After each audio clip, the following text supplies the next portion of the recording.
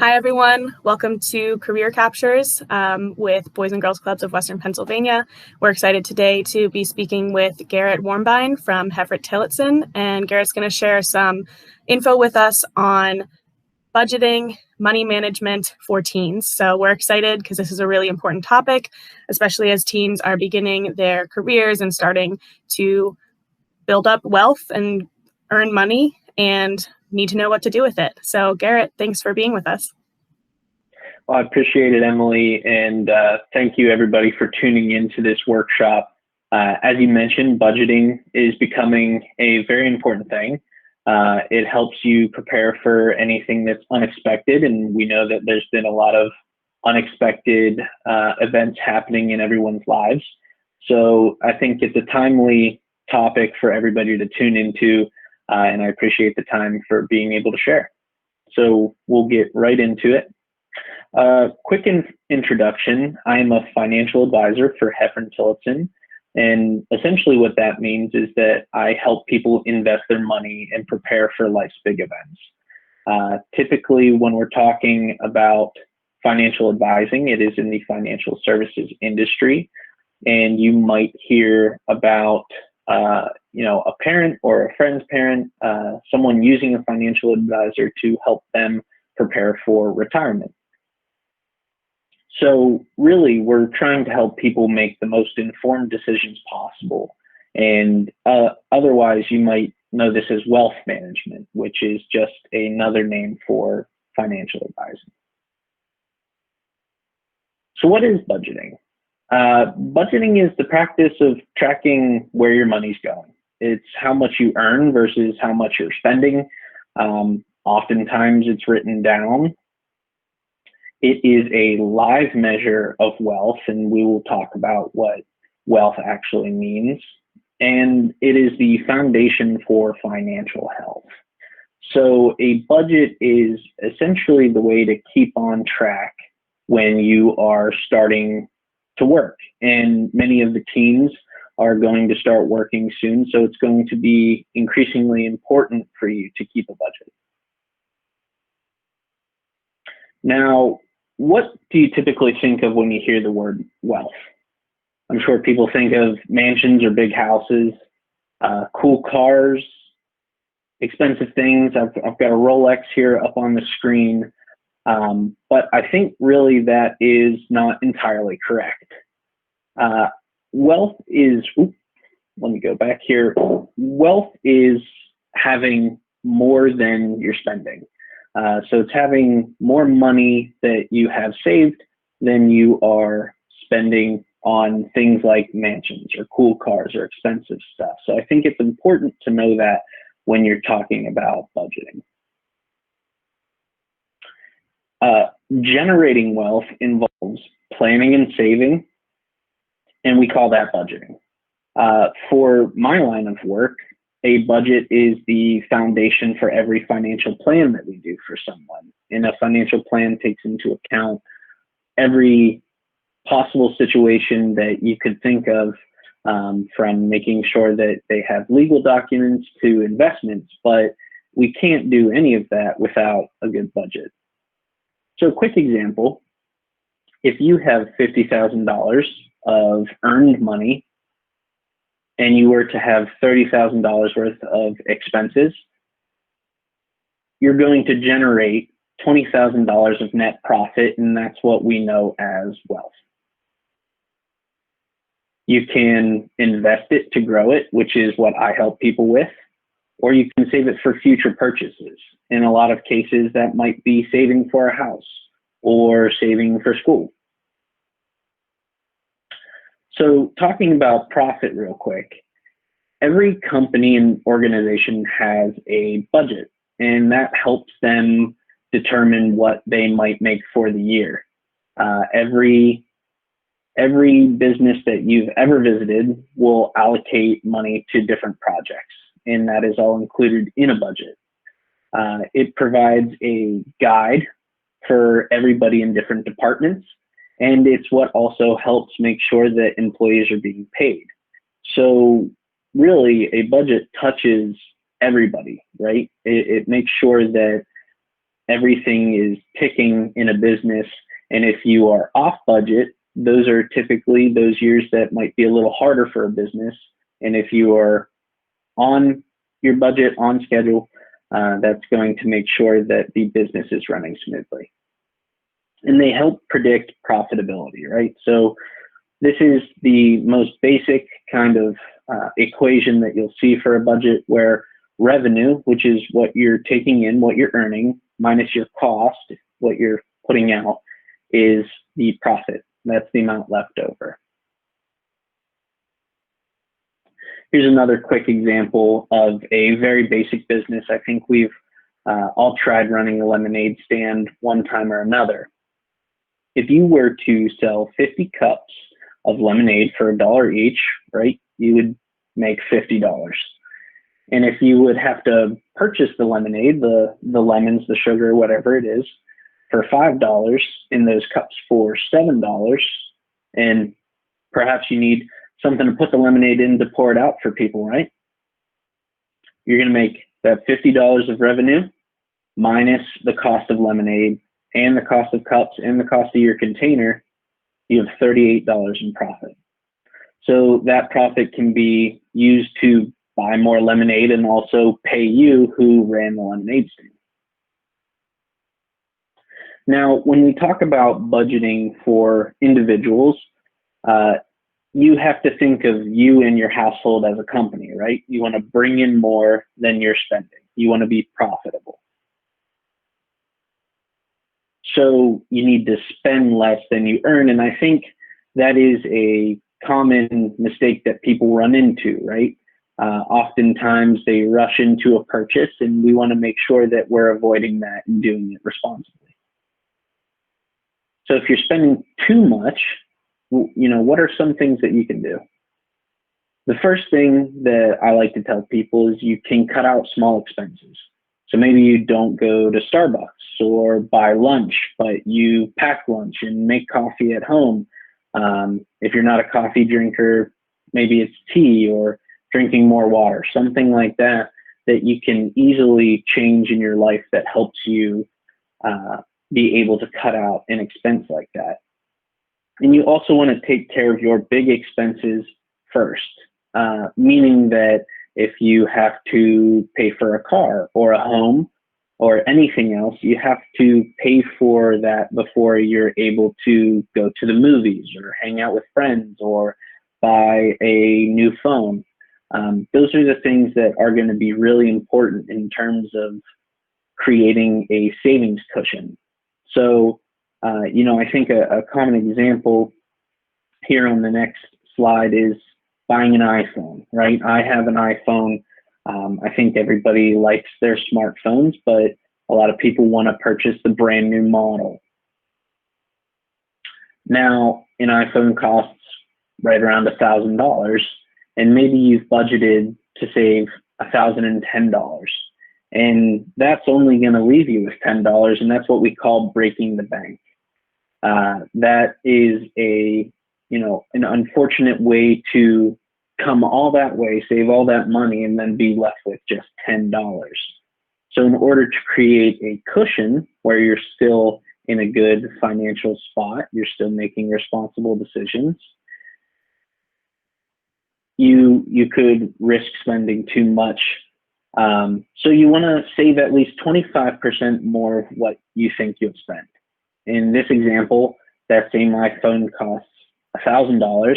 You've budgeted $1,250, and you're left with $250, and that can be used for future expenses.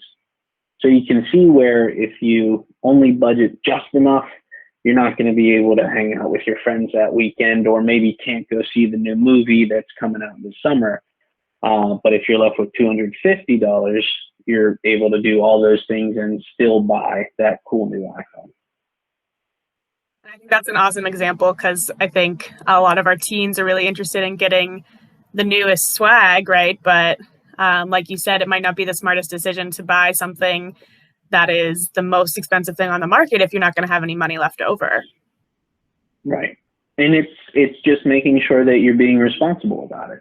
That comes with having a job and bringing in money and making sure that you can live the life you want to live. So here's another example we talked about in the last slide, right? Maybe skipping Starbucks or packing your lunch. So on average, you'll find that $21 a week for coffee is what most Americans spend. $36 a week is spent on lunch. I know one of my favorite lunch spots is Chipotle. So that is almost $3,000 a year. That's a pretty big price tag when you just are talking about coffee and lunch, right? So what if you drank coffee at home, or you packed your lunch for work or school? You would save $21, right? You're budgeting your spending, and you're saving $1,000 essentially at the end of the year, $1,100. So if you would invest that money, again, that's what I help people do, that's going to be roughly $420,000 when you retire. And there's some math behind that, and that's typically what we're asked to help people with. But the way that investment works is that money grows over time. So $1,000 today, $420,000 when you retire, that's going to certainly help set you up for a comfortable retirement. You can save the money for future expense. Right here, I included a broken down car. Sometimes those things happen unexpectedly and you have to be able to fix them. Maybe you want to go to school. That is my former university, Penn State. Or maybe you just need it for a rainy day, right? Like I mentioned at the beginning of the presentation, there's been a lot of unexpected changes in our life, and having that rainy day fund, those savings, has been a big advantage for the people who have established those. So how do you get started budgeting? Every day, this is what I do for people, right? This is what I help them with. It's hard to think about everything that you spend and what you're earning, and a lot of people get easily discouraged, but you have to just start, right? It's part of every good financial plan, and if you can master it now while you're young, it's going to only help you in the future. So first things first, you have to write down a budget. It's going to do you no good if it's all up in your head and you'll forget things. You really have to spend time and write it down. Pay attention to what you're spending. If you like to go out to dinner, how many times a week are you doing it? Where are you going? What are you spending on groceries? What other things are you spending your money on? You really have to pay attention, because that's going to help give you the most accurate budget possible. Set a goal. Every budget has a goal, right? So for some people, it's retirement. For other people, it is saving up for the iPhone. It doesn't have to be something big or small, as long as you know that at the end of keeping a budget, that you have something that you have your sights set on. Maybe, again, it's a trip or a big expense, but set a goal. And then be accountable. Tell people about your budget. I think it's the most useful when you can talk to a friend or someone you trust and be able to have them hold you accountable. That makes sure that you're staying on track, and if more people know about it, then it's going to encourage you to keep your budget and stick to a plan. So quick recap for you. Budgeting is a tool to help you plan for the future. From the big things to the small things, this is one of those skills that is going to help you identify where you can do a little more, or maybe do a little less. It's going to help you maintain financial health both now and in your future careers, wherever that might be. It's going to empower you to make decisions, right? If you see that you're sticking to a plan and you have some extra money in your budget that you're able to move around, you're going to be able to make those decisions a little more freely. It's a guide for everyday life. It's something that you have to take with you and something that you got to stick to. It takes discipline, but it helps you get through every day. So I appreciate everybody joining in again. Emily, if you have any questions, I'm happy to answer them. But if you have questions, feel free to ask them by emailing me at this email, garrett.warmbein@hefren.com. Thanks so much. I'm glad that you shared that, your contact as well. I do have one question. So I feel like when financial literacy is brought up, for an example, and I've run into this with a couple of curriculums that I try to share with my students, I feel like, it kind of brings up retirement, right? Because it's definitely something that we need to be aware of. But I guess my question is, how do we make that relevant for young people? And like, when do people, I guess if there's an example of like, when do people usually start saving for retirement? And is it typically something that we think about too late? Like, when should we start thinking about it? Sure. I'll first say that it's different for everybody. I've had people that I work with who haven't started thinking about retirement until it's too late. And unfortunately, those are situations where we have to get really creative. They might have to work past where they were considering retiring. Those are conversations you want to avoid when you're older, and it is hard to bring that to the forefront when you're young. But what you have to think about is ultimately you have to picture a goal, right? When you retire, do you want to be able to travel around the world? I know a lot of people who that's a big goal for them. Some people want to retire and sit on the beach and enjoy their retirement, enjoy their grandkids. Obviously, those are far off, but it's being able to take small steps now. Unfortunately, I'm a millennial. My generation and the younger generations are notorious for avoiding saving for retirement. And unfortunately, that creates problems both now and in the future. But if you take the steps to do so and start early, and you saw in my one slide where if you were able to invest $1,100 from avoiding buying coffee, it's going to be a lot more later. So I think that's probably the biggest point to consider, is that the earlier you do it, the better off you're going to be later. Without getting too far into the weeds on it, one thing that young people have that, elderly people don't is something called a long time horizon, just meaning that you have a lot of time between now and retirement. And that is the single greatest advantage that you have in terms of starting to save for retirement early. Yeah. I'm going to say that one more time for the people in the back. It is a good thing if you are far away from retirement and you can start saving for it, because it is never too early, right? So like the first time that you get a job, and I say this because I've gone through it a few years ago. I'm also a millennial. My sister just got her first full-time job like a year ago, and Right. She was working with the University of Pittsburgh in one of their research labs, and they offered a 401k. And she was like, Emily, can you tell me what a 401k is? Like, what do I do with this information? Because they were offering to match some of her contribution. And I said, you need to take advantage of that, because they're giving you free money, right? Just because you're 22 years old doesn't mean that you shouldn't be thinking about that, at least like at that basic level. Like if they say they'll match 3%, that's not a whole lot, but like, use it, go with it.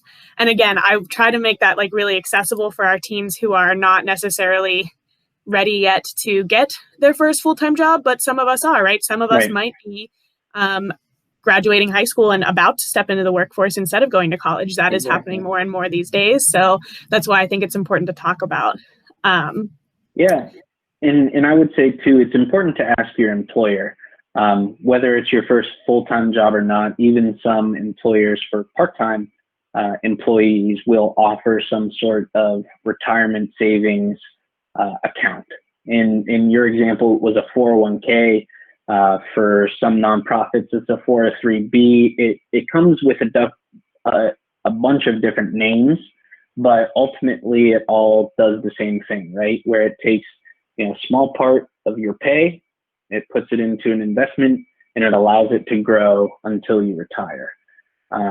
So if you do have questions about those two, and some of the teams are stepping into jobs and you hear something about a 401k or retirement savings plan, that's another opportunity for you to ask a question. I'm happy to walk you through it and make it as less complicated as possible. Awesome. I do have one last question. If I'm Sure. wondering if you have anything, any personal experiences that you might call on from like when you had your first job, thinking about like the first time that you were budgeting or like a budgeting mistake that maybe you made, if you're willing to share that. Sure. The one that I can think of was obviously when you get your first job, you're excited that you're going to be making money, no matter how much it is. And I moved away from Pittsburgh and had to find my own apartment. And I will say you have to be careful in terms of what you're spending on something like rent. For me, the apartment was probably a little too expensive, and that stretched my budget a little thin in ways that I wish I could have avoided looking back. So I mentioned in the presentation too, take care of those big expenses. And I certainly made that a priority, but that also meant that I had less money left over to do the fun things that I like to do. I had a bunch of friends in different cities and I like to travel. So sometimes that wasn't possible. And so you have to really make sure that when you're crafting a budget, that those big items are going to be manageable and aren't going to stretch you too thin. That's great advice. Awesome. Well, thanks again, Garrett. And I think I just want to close by saying, obviously it's important that we all understand how to manage our money, but I think it's also important that we are able to talk about our money with the people in our lives with whom that's important, because it feels awkward maybe, but if you don't get past that awkwardness, you won't be able to fully take control of your finances. So yeah, talking about even when you're like approaching a new landlord, asking those questions about how much, given your example, how much the rent is right up front, or like you said, asking your employer about their 401k, because you have a right to ask those questions and you have a right to know about your money. And right. You should do what you need to do in order to have control of it, such as talking to a financial advisor or having a budget. So thanks again. I think that that's really great advice. Well, I appreciate it. Awesome. Well, again, if you all need any questions that you want Mr. Warmbein to answer, his email is here. And thanks again for supporting our programming and looking out for our youth. Thank you, and thanks for joining.